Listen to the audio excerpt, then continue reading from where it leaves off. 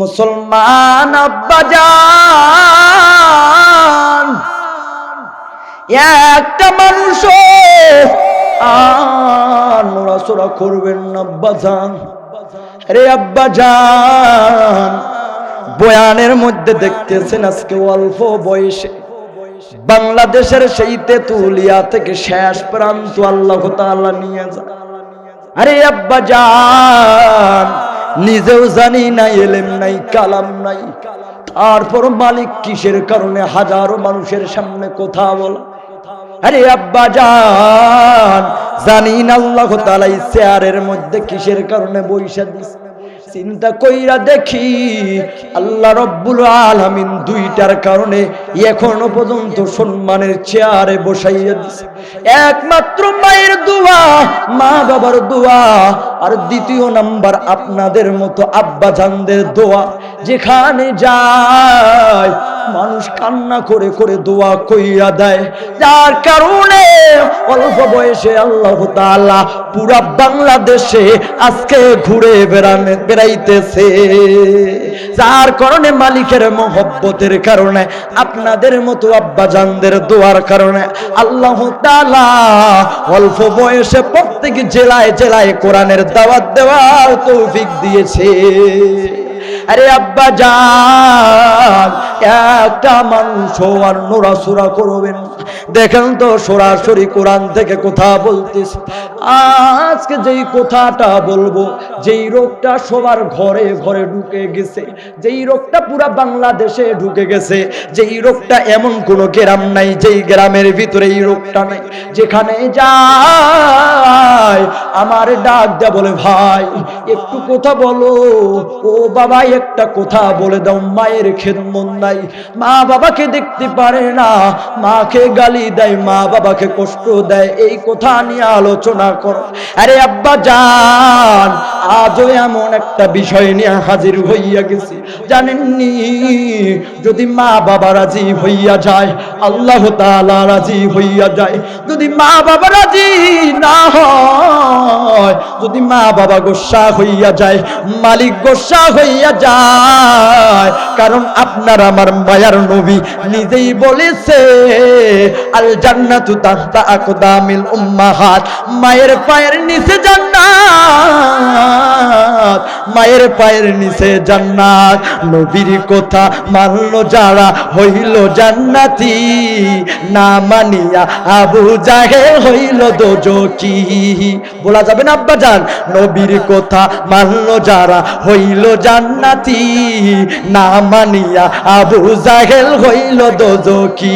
সবাই নবীর কথা মানলো যারা হইল জান্নাতি, না মানিয়া আবু জাহেল হইল দোজখী।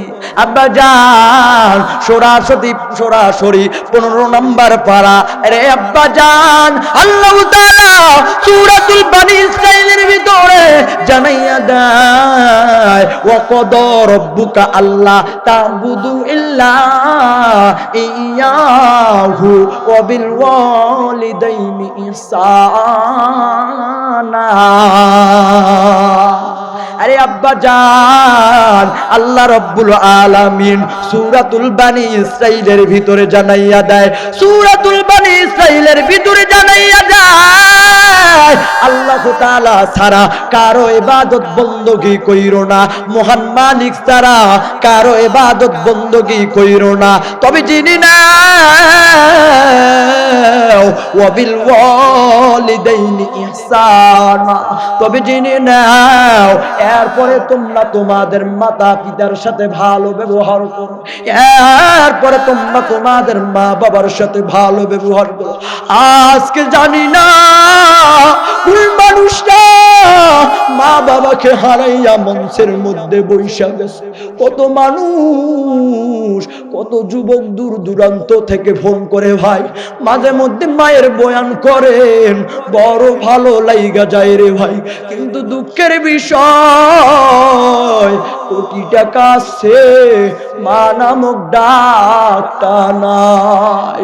আরে আব্বা জান, বয়ানে নামার আগেই বয়ান শুরু করার পূর্বে স্টেজে মাকে ফোন দেই, মা গো তোমার সন্তান আজকে অমুক জায়গার ভিতরে অনেক দূর যাইয়া কোরআনের বাণী শোনাবে। আমার মা ওই দিকে দোয়া করে, আল্লাহ তাআলা এই দিকে এমনে এমনে এই মুখ দ্বারা এই জবান দ্বারা আল্লাহ তাআলা কথাগুলো ফুটাইয়া বের কইরা দেয়। আরে আব্বা জান, জানেননি ওই মাটা আপনার আমার জন্য কি পরিমাণ কষ্ট। আহারে, যার মা নাই যার বাবা নাই এর মতো দুঃখী কেউ নাই। আরে আব্বা জান, জানেননি ওই মাটার সাথে যদি খারাপ ব্যবহার করেন, হোক সে যদি হয় হাফেজ, মাওলানা, মুফতি, মুহাদ্দিসও যদি হয়, আর সে যদি তার মায়ের সাথে খারাপ ব্যবহার করে, তার কপাল বড় খারাপ। কেমন খারাপ! আল্লাহর একজন বড় প্রিয় বান্দা, যেই হাদিসটা সহিহ হাদিসের ভিতরে আছে আব্বা জান। আরে আব্বা জান, ওই আল্লাহর বান্দার নাম, আল্লাহর ওলির নাম হইল জুরাইস। এবার জুরাইস রাহমাতুল্লাহি আলাইহি কেমন আল্লাহর ওলি ছিল হযরত জুরাইস রাহমাতুল্লাহি আলাইহি। তিনি দেখলেন তার গ্রামের বাড়িতে ঠিক মতো নামাজ পড়তে পারে না, নফল নামাজ আদায় করতে পারে না। এই জন্য হযরত জুরাইস রাহমাতুল্লাহি আলাইহি এই জন্য একটা পাহাড়ের উপরে উঠলেন, সেখানে সামান্য পরিমাণ একটা কোনো মতো থাকা যায় একটা ছোট্ট ঘর বানাইলেন। বানানোর পরে সেই জায়গার ভিতরে নামাজ আদায় করে, সেই জায়গার মধ্যে নামাজ আদায় করে, সব সময় নামাজ আদায় করে। আল্লাহর বান্দা তো ওই পাহাড়ের চূড়ায় নামাজ আদায় করে। আল্লাহর ওলির মা জুরাইস রাহমাতুল্লাহি আলাইহির মা একদিন গেছে, যাওয়ার পরে দেখতেছে দরজাটা লাগানো। আল্লাহর ওলির মা হযরত জুরাইস রাহমাতুল্লাহি আলাইহির মা দরজার ভিতরে নক করতেছে। আরে জুরাইস বাবা, দরজা খুল। জুরাইস রাহমাতুল্লাহি আলাইহি এমন সময় নফল নামাজ আদায় করতেছে। হযরত জুরাইস রাহমাতুল্লাহি আলাইহি চিন্তা করতেছে, হায় এমন সময় কি করব? এই সময় তো নামাজ আদায় করতেছি। আমার মা অপর লগ্ন থেকে বলতেছে, ইয়া জুরাইস আশরিবিনি মা, জুরাইস আমার কথা শুনো, আমাকে একটু পানি পান করাও। জুরাইস রাহমাতুল্লাহি আলাইহি নামাজের ভিতরে চিন্তা করতেছে, হায় এখন কি করা যায়, এখন কি করব? এই মুহূর্তে নামাজ যদি ছেড়ে দেই আর মালিক যদি নারাজ হইয়া যায়, তাহলে আমার কপাল বড় খারাপ হইয়া যাবে। অপরদিকে আমার মাও ডাক দিছে, এখন কি করব? হযরত জুরাইস রাহমাতুল্লাহি আলাইহি মায়ের ডাক না শুইনা জুরাইস রাহমাতুল্লাহি আলাইহি নামাজ আদায় করতেছে। একদিন গেল, দ্বিতীয় দিন আবার আসছে জুরাইস রাহমাতুল্লাহি আলাইহির মা আবার ডাক দিতেছে, ইয়া জুরাইস, হ্যাঁ জুরাইস বাবা, দরজাটা একটু দরজা খুলো, আমি তোর মা তোর দরজায় হাজির। ওই দিনও জুরাইস রাহমাতুল্লাহি আলাইহি নামাজ আদায় করতেছিলেন। কি করবেন? দ্বিতীয় দিনও এমন করে চইলা গেল। তৃতীয় দিনও যখন ডাক দিছে, ওই দিন মায়ের কথা না শুইনা তার মাটা তৃতীয় দিন নারাজ হইয়া চইলা গেছে। আর মাটা একটা মুখের ভিতরে কথা নিছে, আরে জুরাইস বাবা, তুই যখন আমার কথা শুনলি না, মনে কইরা লও আল্লাহ তাআলা তোকে একটা বেশ্যা নারীর ফিতনার মধ্যে না ফেলাইয়া যেন তোর মরণ দেয় না। জুরাইজ রাহমাতুল্লাহি আলাইহির জন্য তার মা শুধু মনটা খারাপ কইরা কইছে, আরে জুরাইজ তুই যখন আমার ডাক শুনলি না, আল্লাহ যেন তোর একটা বেশ্যা, তোর সাথে বেশ্যা নারীর একটা এমন একটা অভিযোগ না তুইলা যেন তোর মরণ দেয় না। তার মা চইলা গেছে রাগান্বিত হইয়া। কিছুদিন পর ওই গ্রামের মধ্যে একটা খারাপ মহিলা ছিল, তার গর্ভের ভিতরে সন্তান চলে আসছে। গ্রামের মানুষেরা যাইয়া ধরছে, আরে মহিলা তোমার তো স্বামী নাই, ব্যাপার কি? তোমার গর্ভের ভিতরে সন্তান পাইছে, বলো বলো এটা কার সন্তান? যখন এই কথা বলছে ওই মহিলা, বেশ্যা মহিলা ডাক দিয়া কয়, ওই যে জঙ্গলের ভিতরে পাহাড়ের উঁচু জায়গার ভিতরে একজন হুজুর থাকে, সে আমার সাথে খারাপ ব্যবহার করছে, আমার সাথে মিলামিশা করছে। এবার গ্রামের মানুষেরা গেছে, যাওয়ার পরে দরজার ভিতরে নক করে, আরে জুরাইজ কি ব্যাপার? উপরে ফিটফাট, ভিতরে সদরঘাট, আমরা আপনার জন্য আঙ্গুর ফল অনেক কিছু কমলা লইয়া আসি, আর আপনি ভিতরে ভিতরে একটা বেশ্যা মহিলার সাথে এমন খারাপ কাজ করেছেন। না না, আজ থেকে আপনার আর ইবাদত বندگی করার লাগবে না, আপনি খারাপ মানুষ, আপনি খারাপ মানুষ। না না না, জুরাইজ রাহমাতুল্লাহি আলাইহি পাহাড়ের চূড়া থেকে ঘর বাড়ি ভাঙাইয়া দিয়েছে। হযরত জুরাইজ অবাক হইয়া গেছে, কি ব্যাপার? আমি এমন ওই মেয়ের সাথে তো কোনোদিন দেখাও করি নাই, কোনোদিন তার সাথে যাইয়া কথাবার্তাও বলি নাই, তাহলে আমার সাথে এমন কেন হইয়া গেল? এমন কেমন অভিযোগ আমার বিরুদ্ধে, এমন কেন অভিযোগ তুলল হযরত জুরাইজ রাহমাতুল্লাহি আলাইহি? এবার গেছে যাইয়া ওই মহিলার কাছে গেছে, গ্রামবাসীকে কয়, ও গ্রামবাসী, না না রে, আমি তো জুরাইজ খারাপ নয়, খারাপ নয়, আমি মালিকের ইবাদত বندگی কইরা কইরা দিন কাটাই, নফল নামাজ পইরা পইরা দিন কাটাই। না না, ওই বেশ্যা মহিলার সাথে আমার তেমন কোনো সম্পর্ক নাই। মানুষেরা বিশ্বাস করে না। জুরাইজ যেহেতু একজন আল্লাহর প্রিয় বান্দা ছিল, আল্লাহর ওলি ছিল, এবার জুরাইজ রাহমাতুল্লাহি আলাইহি বলতেছেন, চলো চলো, তার গর্ভের সন্তানে যে দুনিয়ায় আসছে সে জানাইয়া দিবে, কে তার বাবা সে জানাইয়া দিবে। সইলা গেছে। জুরাইজ রাহমাতুল্লাহি আলাইহি মিটিং ডাকছে, গ্রামের মাতাব্বর বইসা গেছে, চেয়ারম্যান সবাই বইসা গেছে। এবার ডাক দেয়া বলে, রে সন্তান, বলো বলো বাবা, তোমার আসল পিতা কে? প্রথমবার দেখাইয়া দিছে জুরাইজ। জুরাইজ ধমক দেয়া কয়, ভালো করে বল বেটা, কে তোমার বাবা? এবার ডাক দেয়া বলে, হুজুর, অমুক ব্যক্তিটা হইল আমার বাবা। জুরাইজ রাহমাতুল্লাহি আলাইহি অবাক হয়ে গেল, কিরে এই অভিযোগ কেন হইয়া গেল? জুরাইজ রাহমাতুল্লাহি আলাইহি যেহেতু একজন আল্লাহর প্রিয় বান্দা ছিলেন, জুরাইজ রাহমাতুল্লাহি আলাইহি তার মায়ের কাছ থেকে শুইনা নিছে। তার মায়ে যেহেতু শুধু মনটা খারাপ কইরা কইছে, বেটা রে, তোর যেন একটা বেশ্যা মহিলার ফিতনার মধ্যে না পইরা যেন তুই মৃত্যুবরণ করিস না, এই দোয়াটা মালিকের দরবারে কবুল হইয়া গেছে।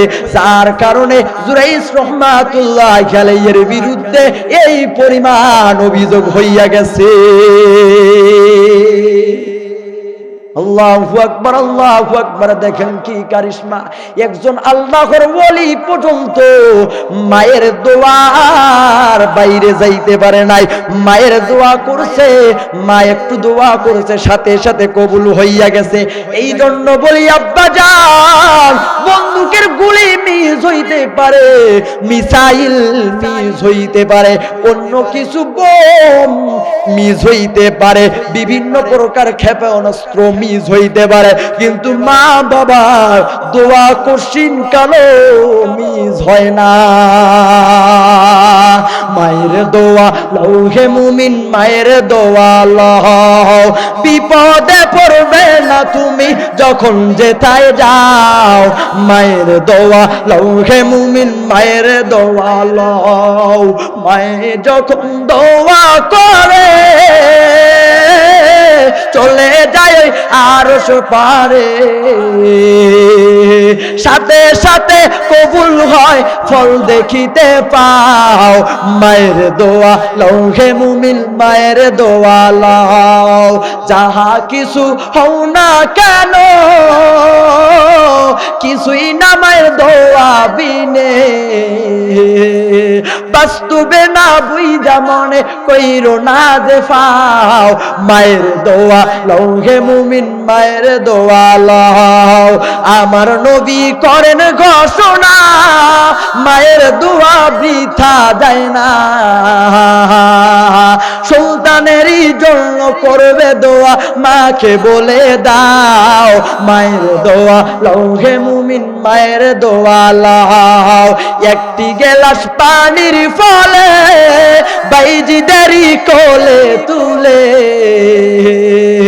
হাত তুলে মা বলে বাইজিদিকে ওলি বানাও। মায়ের দোয়া লও হে মুমিন, মায়ের দোয়া লও।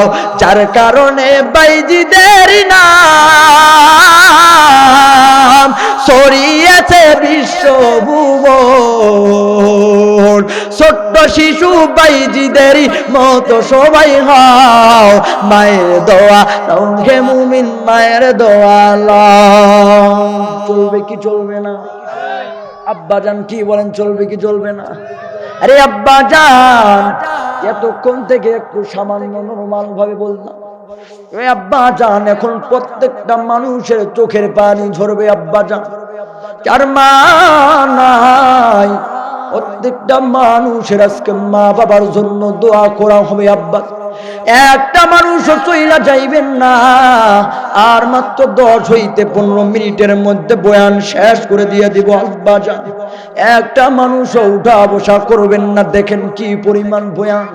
কারণ আমার মালিক নিজেই বলেছেন, ফালিয়াজহাকু কলিলা ওয়ালিয়াবকু কাসীরা।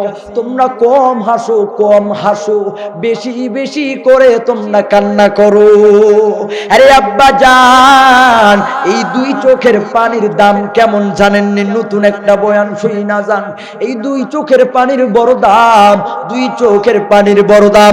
কাল কিয়ামতের ময়দানে যখন প্রত্যেকটা বান্দার জন্য জাহান্নাম অবধারিত হইয়া যাবে, প্রত্যেকটা মানুষের জন্য যখন জাহান্নাম ওয়াজিব হইয়া যাবে, আর কোনো উপায় নাই, উপায় নাই, উপায় নাই।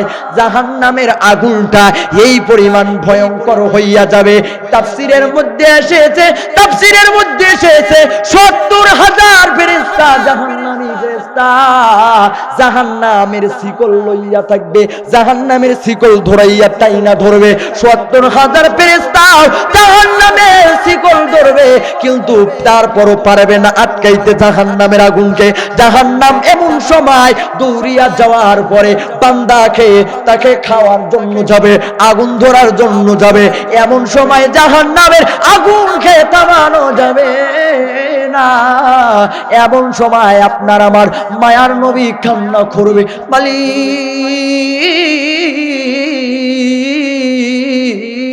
গো, আমার গুনাহগার উম্মত রে আপনি বাঁচা, আমার গুনাহগার উম্মত রে কেউ নাই,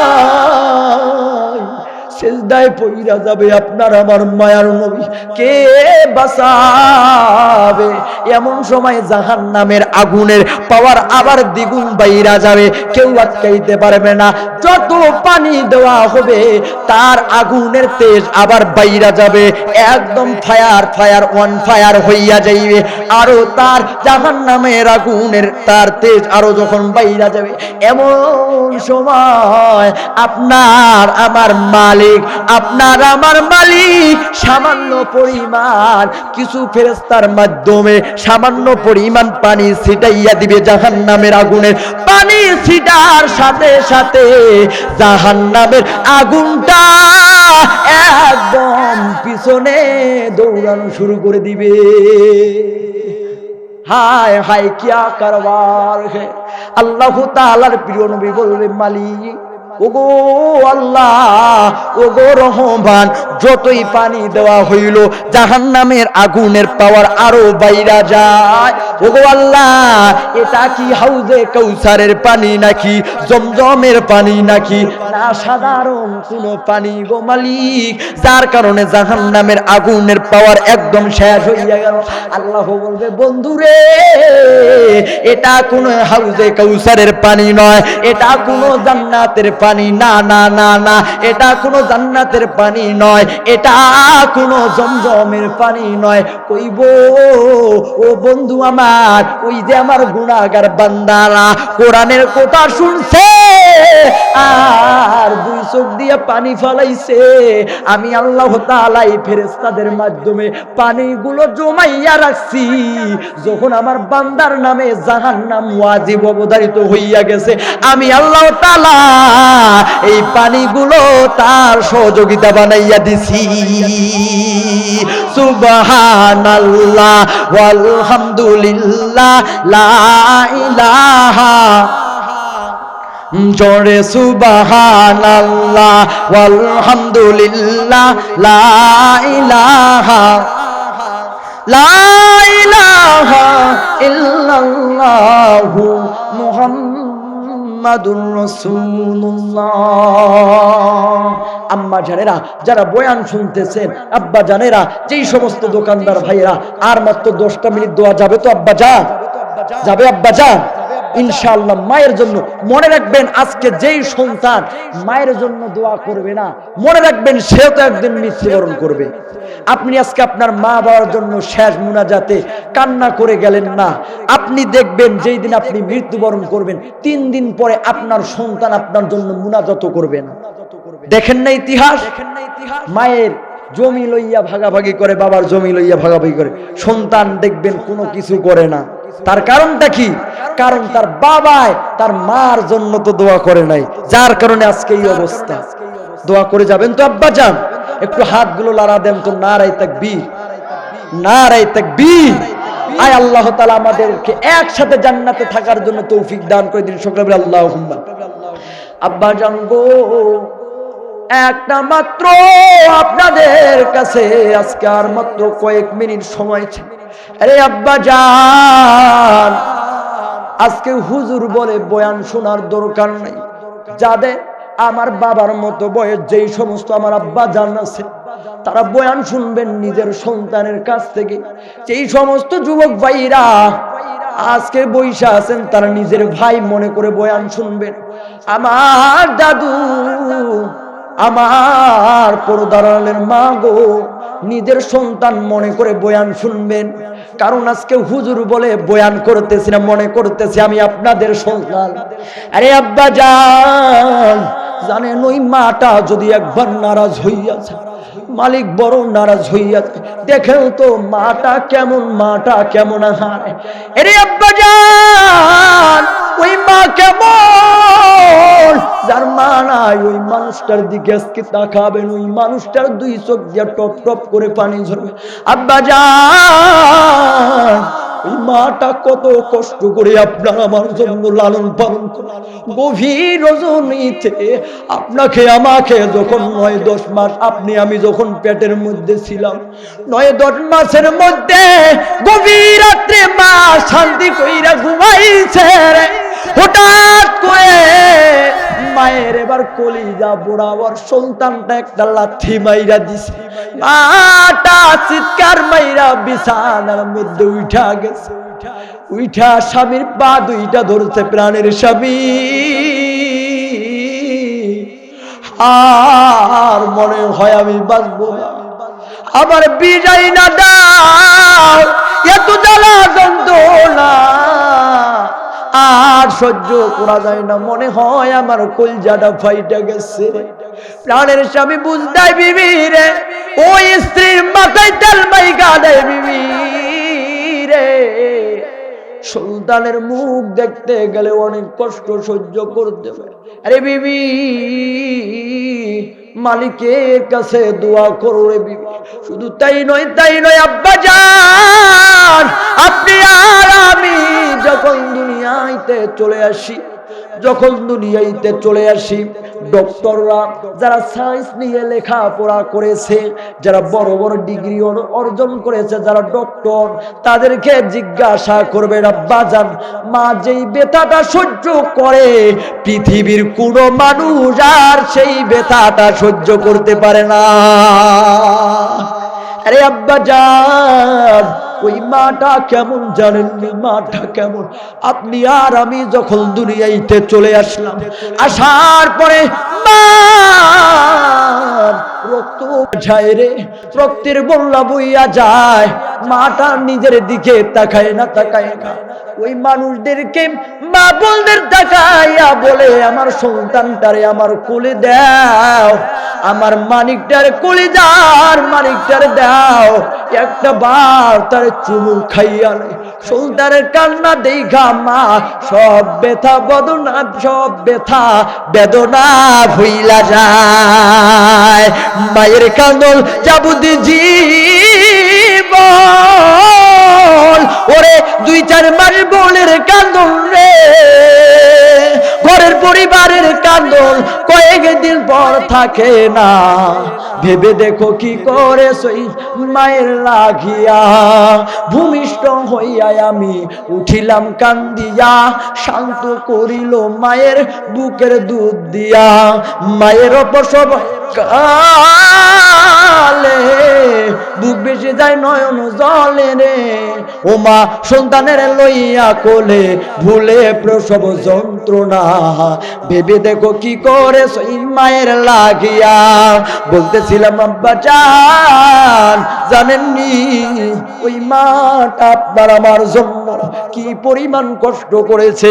ওই মাটার সাথে খারাপ ব্যবহার করলে আল্লাহ কেমন কইরা নারাজ হইয়া যায়, জানেননি আব্বা জান? আরে আব্বা জান, আল্লাহর একজন ওলি, যার নাম হইল আল্লাহর একজন ওলি, যার নামটা হইল হাকিম আত্তাসাব রহমাতুল্লাহি আলাইহি। আল্লাহর একজন ওলি একদিন একটা মসজিদের ভিতরে নামাজ পড়তেছেন, হঠাৎ কইরা তাকাইয়া দেখে একটা যুবক সুন্দর করে নামাজ আদায় করতেছে, অনেক সুন্দর করে নামাজ পড়তেছে, রুকু সিজদা আদায় করতেছে, কিন্তু আল্লাহর ওলি তাকাইয়া দেখে যুবকটার একটা হাত নাই। আল্লাহর ওলি অবাক হইয়া গেল, আহারে এত সুন্দর চেহারার যুবক কেমন কইরা হাতটা হারাইয়া ফেলল। এবার নামাজ শেষ করার পরে আল্লাহর ওলি ডাক দেয়া বলে, আরে যুবক, তোমার নামাজটা বড় আমার কাছে ভালো লেগেছে। এই যুবক, একটু কি বলা যাবে তোমার হাতের ভিতরে কি সমস্যা হইয়া গেছে? আরে যুবক, বলা কি যাবে তোমার হাতটার মধ্যে কি হইয়া গেছে, যার কারণে হাতটার ভিতরে একটা কাপড় পেছাইয়া রাখছো? কই হুজুর, সেই তো এক বিশাল লম্বা চূড়া কাহিনী। না না, বলা যাবে না। আল্লাহর ওলি বলতেছে, যুবক বলো কি হইয়া গেছে তোমার হাতের ভিতরে, বলো না। ওই হুজুর, জানেন নেই হাতটার ভিতরে ঘা হইয়া গেছে, এত চিকিৎসা করি, কোন ডক্টর কোন পৃথিবীর চিকিৎসক আমার এই হাতটা ভালো করতে পারে না। আল্লাহর ওলি ডাক দেয়া বলে, যুবক সব কিছু বুঝলাম, বিদেশের মধ্যে যাইয়া চিকিৎসা করো, তাহলে তো হইয়া যায়। ওই হুজুর বুইজা গেছি, আগুন লাগছে আসমানে, জমিনে পানি ডাললে সেই আগুন নিভবে না, কশিন কালো। আল্লাহর ওলি অবাক হইয়া গেল, কিরে যুবক এ কেমন কথা কইলে, একটু বিস্তারিত ভাবে বইলা দাও। ওই হুজুর জানেননি, এই আমার হাতটা অনেক সুন্দর ছিল, দেখতেছেন আমি অনেক সুন্দর যুবক ছিলাম। ওই হুজুর জানেননি, সে এক বিশাল এক লম্বা চোরা ইতিহাস। কই কি ইতিহাস? কই জানেননি, আমি তো বড় গরিব ঘরের সন্তান। আমি আমার মায়ের কাছ থেকে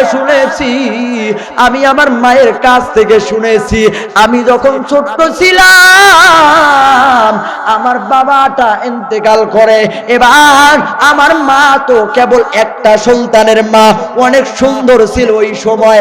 আমার মামা আর আমার নানার আই ছিল, আমার মায়ের দ্বিতীয় বিবাহ দিবে, কিন্তু আমার মা বলে না না, আল্লাহ আমাকে একটা স্বর্ণের টুকরা দিছে, তার চেহারা দেখা আমি নিজের যৌবন, নিজের চেহারা সবকিছু শেষ করে দিব, দ্বিতীয় বিবাহ করব না। কই হুজুর আমার মা তো দ্বিতীয় বিবাহ করলেন না। এবার আমার মা মানুষের বাড়িতে কাজ কইরা লেখাপড়া শিখায়, এমন কি জানেননি, মানুষের বাড়িতে ভিক্ষা কইরা আমারে নাকি লেখাপড়া শিখায়। হুজুর আমি পড়তে 5 পাস করার পরে পড়তে এক সময় যখন বড় ডিগ্রি নিয়া কলেজের মধ্যে ভার্সিটির মধ্যে ভর্তি হইয়া গেলাম, একটা মেয়ের প্রেমে পাগল হইয়া যাওয়ার কারণে হুজুর একটা মেয়ের মহব্বতে আকৃষ্ট হওয়ার কারণে আমার মাকে না জানাইয়া বিবাহ করি। যখন বিবাহ করলাম, বিবাহ করার পরে বাড়িতে আসলাম, আসার পর আমার মাটা বলতেছে, বাবা রে তোকে ছোট্ট থেকে লালন পালন করলাম, কিন্তু একটা বারো তুই তোর মাটাকে কিছু বললি না। এই সন্তান তবে দুঃখ নাই, একটা বার যদি তুই তোর মার কাছে খবর দিতি, আমি মা তোর জন্য নামাজ পড়িয়া দোয়া করতাম রে সন্তান। কই হুজুর আমার মাটা তো মন খারাপ করলো না, আমার মাটা আমার শিক্ষিত বউটারে মাইনা দিল, কিন্তু জানেননি আমার বউটা যেহেতু শিক্ষিত বড় ফ্যামিলির মেয়ে ছিল, বড় লোকের মেয়ে ছিল, আমার গরিব মাকে, আমার অশিক্ষিত মাকে মাইনা নেয় না। যখন চাকরি থেকে বাড়িতে আসি আমার মায়ের বিরুদ্ধে অভিযোগ দেয়, একদিন অভিযোগ দেয়, দ্বিতীয় দিন অভিযোগ দেয়। ওই হুজুর আমি আমার মাকে যাওয়ার পরে গালি দেই, খুবই অকট্য ভাষা দিয়ে গালি দেয়। আমার মাটা বলে, বাবা রে আমার দোষ নাই, তোর বউ বানাইয়া তোরে। ওই হুজুর যেহেতু আমি প্রেম ভালোবাসা করে বিবাহ করছিলাম, আমি আমার স্ত্রীর প্রতি দুর্বল ছিলাম। ওই হুজুর তৃতীয় দিন যখন আমার স্ত্রীর বিরুদ্ধে, আমার স্ত্রী যখন আমার মায়ের বিরুদ্ধে, আমার প্রাণীর স্ত্রী যখন আমার মায়ের বিরুদ্ধে অভিযোগ দিছে, ওই হুজুর যখন আমার মায়ের বিরুদ্ধে অভিযোগ দিছে, জানেননি আমার মাটার বিরুদ্ধে যখন অভিযোগ দেয়, আমি ওই দিন যাচাই বাছাই না কইরা আমার মার জননীকে এই হাতটা দ্বারা মারি, এই হাতটা দ্বারা আমি আমার মায়ের গায়ে আঘাত করি। আরে আব্বা জান প্লিজ দিলটা নরম কইরা দেন, একটা মানুষ নড়বেন না, আর মাত্র 4-5টা মিনিট আব্বা। ওই হুজুর আমার স্ত্রী যখন আমার মায়ের বিরুদ্ধে অভিযোগ দিল, আমার মাকে যাই এই হাতটা দ্বারা যখন আঘাত করলাম, আমার মাটা কান্না করে বলে, বাবা রে তুই যেই মাকে আজকে মারলি, যেই মাটাকে যেই হাত দ্বারা আজকে মারলি রে বাবা, তুই তো জানিস না এই হাতের মধ্যে আমি মা কত শতবার যে চুমা খাইছি তার জানা নাই। ওই বাবার মনে হয় তোর এই হাতের মধ্যে হাজার হাজার বার চুমা খাইছি। এ সন্তান, কেমন কইরা পারলি আজকে তোর মার গায়ে এই হাত দ্বারা মারতে? ওই হুজুর, আমার মাটা রাগান্বিত হইয়া কান্না করতে করতে বলে, এই সন্তান, যখন তুই তোর মাকে মারছো, তুই যেই নে তুই কোনদিন আমার জানাজার নামাজ পড়তে পারবি না। আর আল্লাহ তোর এমন ওষুধ দিয়া দিবে, পৃথিবীর কোন মানুষ তোর এই অসুখের চিকিৎসা করতে পারবে না। হুজুর, আমার মাটা যখন এই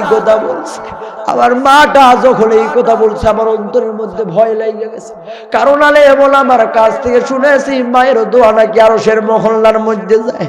ওই হুজুর চাকরির মধ্যে একদিন গেছি, হঠাৎ করে আমার কাছে ফোন আসলো, তোমার মাটা নাই রে, পরজগতের জন্য চইলা গেছে। ওই হুজুর, আমি চাকরি ফালাইয়া তাড়াতাড়ি আসতেছি মায়ের জানাজার মধ্যে শামিল হইয়া যাব, কিন্তু আইসা দেখি রাত গভীর হইয়া গেছে। পাড়া প্রতিবেশীরা বলতেছে, আরে সন্তান, তোকে কত না কষ্ট কইরা তোরে লালন পালন করেছে তোর মাটা, তুই সেই মায়ের জানাজার পড়তে পারলি না? বল তুই কেমন সন্তান? ওই হুজুর, ওই দিন দেখেছি এই পরিমাণ জ্যাম, যার কারণে আমি আসতে পারি নাই। ওই দিনে বুঝে গেছি আমার মায়ের দোয়া একটা আল্লাহর আরশে কবুল হইয়া গেছে। ওই হুজুর, তাই নয়, আমি এবার ভয় করতেছি। দ্বিতীয় নাম্বার বরদোয়াটা কোন সময় মালিকের দরবারে কবুল হইয়া যায়।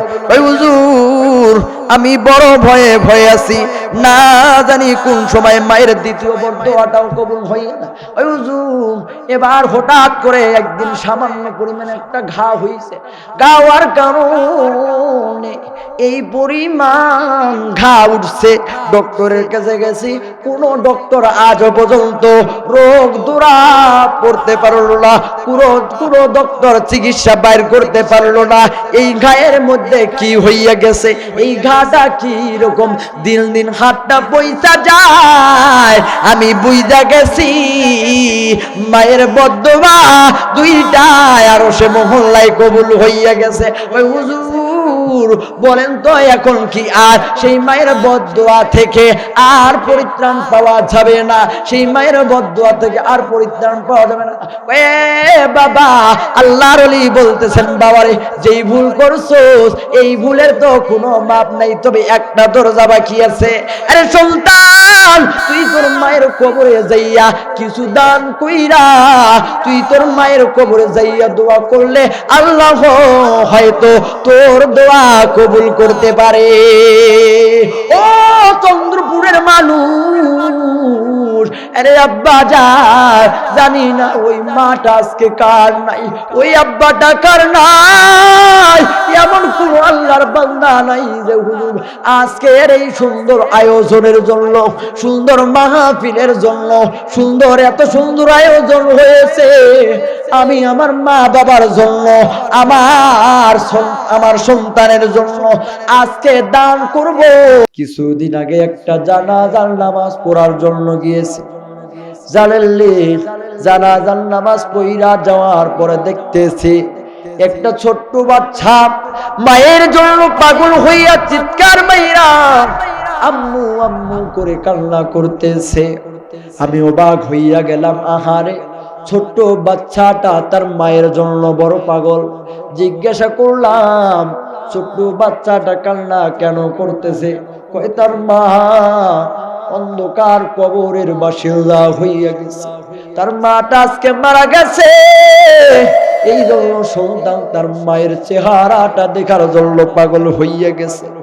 বারবার তার বাবার এই গালের ভিতরে চর বাড়তেছে, থাপ্পড় বাড়তেছে।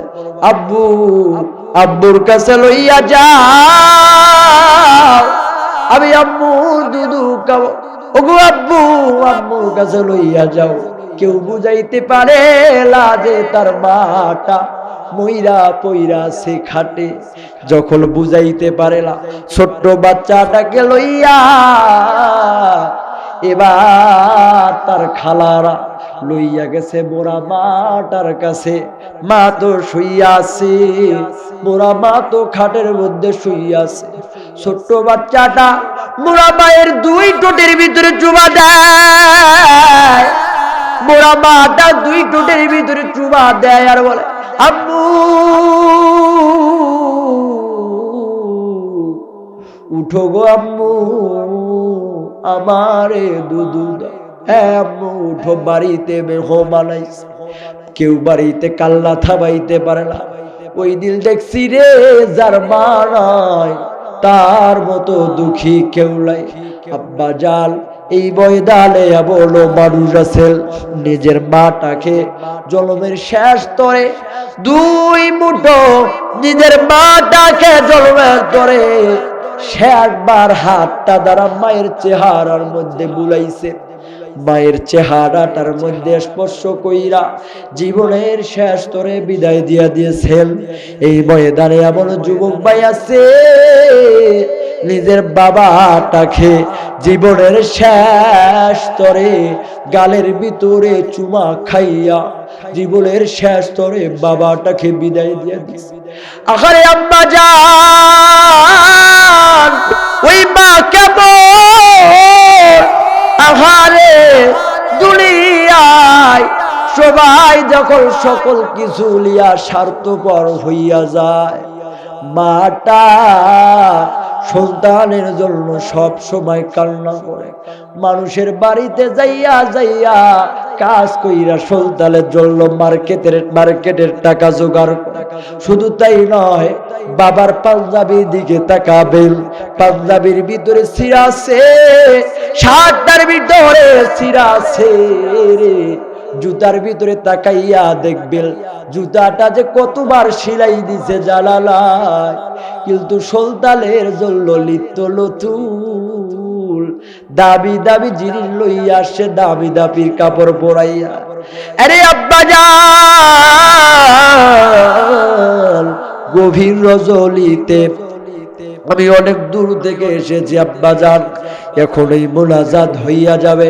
এই যুবক ভাই যারা আজকের আয়োজন করেছেন ভাইরা আমার, আরে যুবক ভাই প্রত্যেকটা যুবককে আজকে আমি দেখতে চাইব। আরে যুবক ভাই, প্রত্যেকটা যুবক ভাই আল্লাহর প্রত্যেকটা যুবক ভাই যেন আপনারা স্টেজে তাড়াতাড়ি চলে আসেন ভাইরা আমার। এখন এই প্লিজ মুনাজাতের জন্য আমরা প্রস্তুত গ্রহণ করব। আরে আমার আম্মা জান যারা এখনো দান করেন নাই, আম্মা জান আপনারা আজকে এই মাহফিলের উসিলা কইরা দান কইরা যান। এ আমার আম্মা জান, ছোট্ট ছোট্ট বাচ্চারা বারবার বাইরা মোবাইল করে, ভাই আপনি আসেন না, আপনাকে নেটের ভিতরে দেখি, আসেন না আপনাকে একটা নজরবার দেখতে চাই। তাকাইয়া দেখেন আজকে প্রত্যেকটা যুবক ভাইয়ের আয়োজন দেখেন না। আরে ভাই আমার তাকাইয়া দেখেন কত সুন্দর করে আজকে আয়োজন করেছেন। বারবার করে যুবক ভাইদের ফোনে আসছি, আসলে এত দূর প্রান্ত সব সময় আসা সম্ভব না, অনেক কষ্টকর হয়। তারপরও বিশেষ করে ভাইদের এত ছোট্ট মানুষ এত সুন্দর আয়োজন করেছে, বারবার বলেছে ভাই অনেক খরচ হইয়া গেছে। এ আমার আব্বা জান, আজকে এই ছোট্ট মানুষদের আয়োজনকে আল্লাহ তাআলা যেন কবুল কইরা নেয়। সকলে বলে আল্লাহুম্মা আমিন। আল্লাহ তাআলা যেন এই প্রত্যেকটা যুবক ভাইকে এ দিনের রাহবার, জাতির রাহবার সব সময় যেন সুস্থ রাখে। সকলে বলি আল্লাহুম্মা আমিন।